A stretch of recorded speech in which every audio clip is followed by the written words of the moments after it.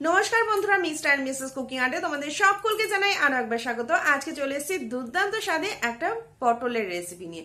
পটল কিন্তু তোমরা অনেক রকমেরই রান্না করে খেয়েছো, কিন্তু এইরকম একই ধরনের পটলের রেসিপি খেতে খেতে আমাদের কারোরই ভালো লাগে না, তাই একটু নতুনত্ব তোমাদের সঙ্গে শেয়ার করলাম। একদম দুর্দান্ত স্বাদে আর কম টাইমের মধ্যে ঝটপট হয়ে যাবে আজকেই দুর্দান্ত পটলের রেসিপি। তার জন্য কিন্তু পুরো ভিডিওটা দেখতে হবে আর সাথে থাকতে হবে। আর ভালো লাগলে অবশ্যই একটা লাইক করে দিও, কমেন্টের মাধ্যমে জানাতে ভুলো না যে আজকের রেসিপিটা তোমাদের কেমন লেগেছে। আর যারা নতুন বন্ধু আছো এখন আমার চ্যানেলটাকে সাবস্ক্রাইব করনি, তাড়াতাড়ি করে সাবস্ক্রাইব করে নাও, পাশে থাকা বেল আইকনটা ক্লিক করতে একদম ভুলো না। চলো দেখে নি এই দুর্দান্ত সাথে পটলের রেসিপি। আজকের রেসিপি চাল পটল, চলো দেখে নি।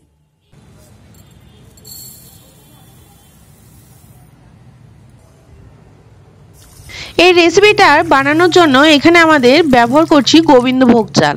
এই রেসিপিটা যেমন খুব অল্প উপকরণে হয়ে যায়, আর এই গোবিন্দভোগ চালের যে গন্ধ সেটাতে হয় খুবই সুস্বাদু। গোবিন্দভোগ চালটাকে নেওয়ার পরে এটাকে আমরা জল দিয়ে ভালো করে ধুয়ে নিচ্ছি। 1 থেকে 2 বার ধোয়ার পরে এটাকে আমরা একটা সাইডে জল ঝরিয়ে রেখে দেবো। এরপরে নিয়ে নিয়েছি এই রেসিপির মেন উপকরণ। এই রেসিপির মেন উপকরণ এখানে আমরা পটল ব্যবহার করেছি। পটলগুলোকে আমরা ভালো করে ধুয়ে রেখে দিয়েছি। আর নিয়ে নিচ্ছি এর মধ্যে টমেটো, কিশমিশ, কাজু বাদাম, গোটা গরম মশলা, শুকনো লঙ্কা, তেজপাতা, কাঁচা লঙ্কা, আদা।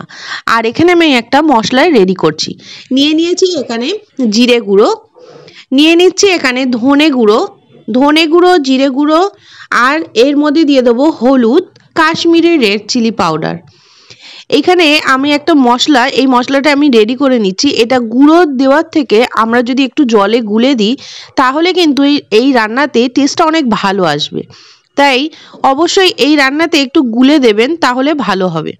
এখানে যে কটা মশলা নিয়েছি, জিরে গুঁড়ো, ধনে গুঁড়ো, সমস্তটাই কিন্তু আমি প্যাকেট যে মশলাগুলো সেটা না, গোটা মশলা গুঁড়ো করে নিয়েছি, তাতে রান্নার টেস্টটা অনেক সুন্দর আসবে। এরপরে অল্প অল্প করে জল দিয়ে মিশিয়ে এটাকে একটা খুব সুন্দর মশলার একটা রেডি করে নিলাম। মশলাটা রেডি করে নেওয়ার পরে এটাকে একটা সাইডে আমরা রেখে দিচ্ছি। এরপরে আমরা পটলগুলোকে নিয়ে নিয়েছি, আর পটলগুলো ভালো করে ধুয়ে নিয়ে নিয়েছি। এইভাবে আমরা পটলের খোলাগুলোকে ছাড়িয়ে দিচ্ছি। একটু পটলের খোলা রেখে রেখে ছাড়ালে পটলটা ভাজলেও খুব সুন্দর লাগে। আর দানাগুলো রেখে দিয়েছি কারণ যাতে পটলটা একদম ভাজার পরে নরম না হয়ে যায়।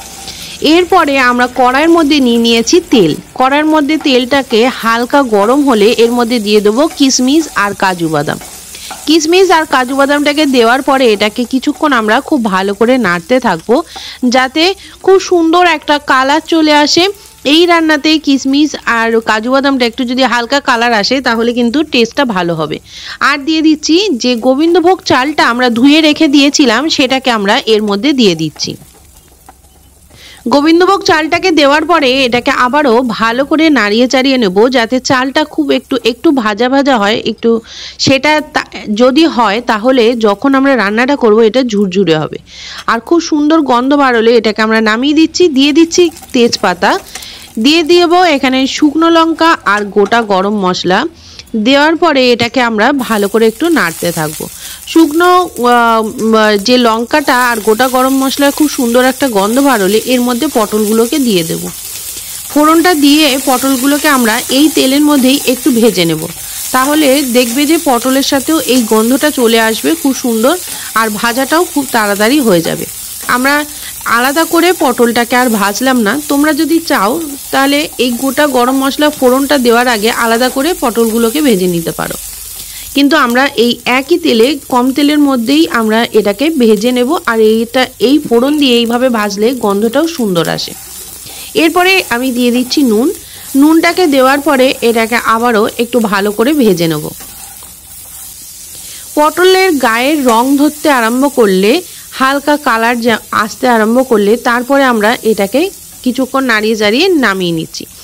আমরা এখানে শুধু পটলগুলোকেই তুলে নিচ্ছি, আর সমস্ত ফোড়নের মশলাগুলো এখানে কিন্তু কড়াইতে আমরা রেখেই দিয়েছি, এগুলোকে তোলার দরকার নেই।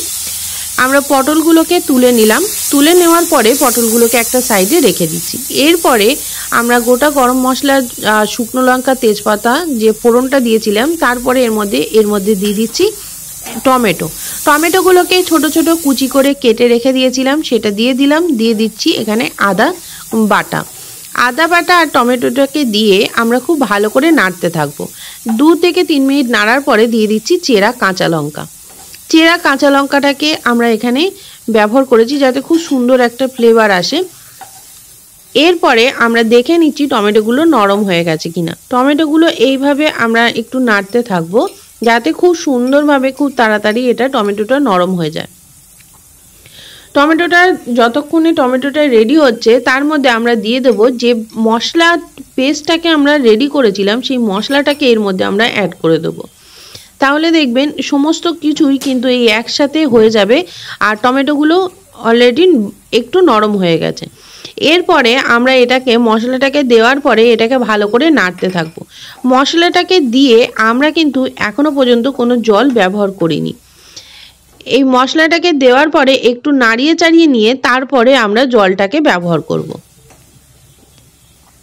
মশলাটাকে দিয়ে ভালো করে নাড়িয়ে চাড়িয়ে নিচ্ছি আর দেখতেই পাচ্ছ টমেটোগুলো কিন্তু নরম হয়ে গেছে। তোমরা চাইলে খুন্তির সাহায্যে এরকম টমেটোগুলোকে একটু ভেঙে ভেঙে দিতে পারো, তাহলে খুব তাড়াতাড়ি হয়ে যাবে।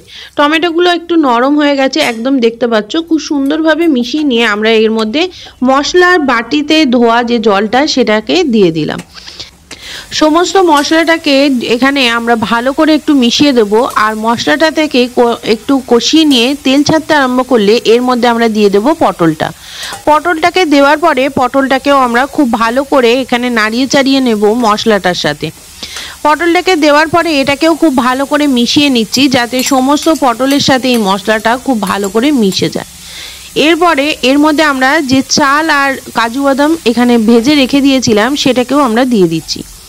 দেওয়ার পরে সমস্ত মশলাটাই আমরা নাড়তে থাকবো, কারণ এই রান্নাতে একটু চালটা যেহেতু আমরা একটু লালচে করে একটু এখানে আমরা কাজু বাদামটা ভেজে নিয়েছিলাম, চালটাকে একটু হালকা ফ্রাই করে নিয়েছিলাম, তাই এই মশলাটার সাথেও আমাদের একটু ভালো করে নাড়িয়ে নিতে হবে, তাহলে কি হবে এই রান্নার টেস্টটা ভালো আসবে।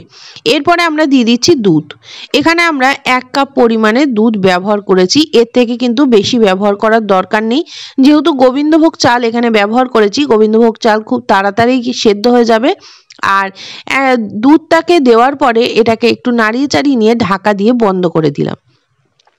কিছুক্ষণ এটা হতে দেবো আর এরপরে ঢাকাটা খুলে আমরা দেখে নেব যে কতটা হয়েছে। ঢাকাটা খুলে আমরা দেখে নিচ্ছি, দেখো খুব সুন্দরভাবে হয়ে গেছে, চালও সেদ্ধ হয়ে গেছে খুব ভালোভাবে। আর এখানে যে দেখতে পাচ্ছ এটা একটু কাদা কাদা মতো হয়ে আছে, এইটা যখনই ঠান্ডা হয়ে যাবে তখন কিন্তু একদম ঝুরঝুরে হয়ে যাবে। তোমরা কখনোই ভেবো না যে এইভাবে এরকম কাদা কাদা থাকবে, এটা প্রথমে গরম অবস্থায় এই রকম একটু পর্যায়ে থাকবে, তারপরে একদম ঝুরঝুরে হয়ে যাবে। এরপরে আমরা দিয়ে দিলাম এর মধ্যে স্বাদ মতো চিনি। যেহেতু নিরামিষ রান্না অবশ্যই এর মধ্যে চিনিটাকে অ্যাড করো। আর দেওয়ার পরে এটাকে আবারও খুব ভালো করে মিশিয়ে নিচ্ছি।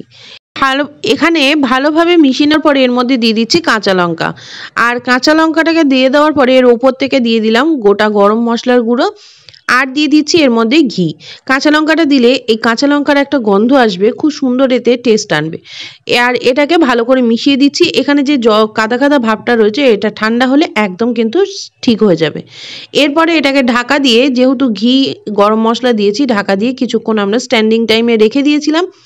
আর এরপরে আমরা এটাকে একটা পাত্রের মধ্যে রেখে দেবো। পাত্রের মধ্যে এটাকে নামিয়ে নিচ্ছি। আর নামিয়ে নেওয়ার পরে এর কালারটা দেখতে পাচ্ছেন, গন্ধটা আর স্বাদটা কিন্তু সত্যি সত্যি এটা দুর্দান্ত। আপনারা একবার হলেও এই রেসিপিটা ট্রাই করুন। পটলের অনেক ধরনের রেসিপি খেয়েছেন, কিন্তু এই রেসিপিটা যদি আপনারা বাড়িতে না বানিয়ে খান তাহলে এই ভিডিওটা দেখেও আপনারা এর স্বাদ একদমই বুঝতে পারবেন না। তো আশা করছি আপনাদের কাছে এই রেসিপিটা আপনারা বানাবেন আর আমাকে কমেন্টের মাধ্যমে জানাবেন যে কেমন লেগেছে আপনাদের এই রেসিপিটা। যদি ভালো লাগে তাহলে কিন্তু অবশ্যই একটা লাইক করে দেবেন আর অনেক অনেক শেয়ার করবেন, যাতে এই সুন্দর রেসিপিটা আরও যাতে সকলের কাছে পৌঁছে যায় আর সকলে যাতে এই রেসিপিটা বানাতে পারে। রেসিপিটা একদিন হলেও ট্রাই করো, দুর্দান্ত খেতে আর এর স্বাদ কিন্তু অসাধারণ। তোমরা যদি কেউ ট্রাই না করো তাহলে বুঝতেই পারবে না এটা কতটা একটা সুন্দর আর কতটা এর খেতে ভালো এই রেসিপিটা। তাহলে অবশ্যই একদিন হলেও এই রেসিপিটা ট্রাই করো আর আমাকে জানিও যে কেমন লাগলো আজকের এই রেসিপিটা। আর এতক্ষণ ধরে যারা ভিডিও দেখছিলে তাদেরকে অসংখ্য ধন্যবাদ, এইভাবেই পাশে থেকো। আর যারা নতুন বন্ধু আছো এখনো পর্যন্ত আমার চ্যানেলটাকে সাবস্ক্রাইব করনি, তাড়াতাড়ি করে সাবস্ক্রাইব করে নাও, পাশে থাকা বেল আইকনটা ক্লিক করতে একদম ভুলো না। চলো আজকের মতো রেসিপি পর্যন্তই, আবারও দেখা হচ্ছে পরবর্তী কোনো ভিডিওতে। ততক্ষণে ভালো থেকো, সুস্থ থেকো, আবার আসছি পরবর্তী কোনো ভিডিওতে।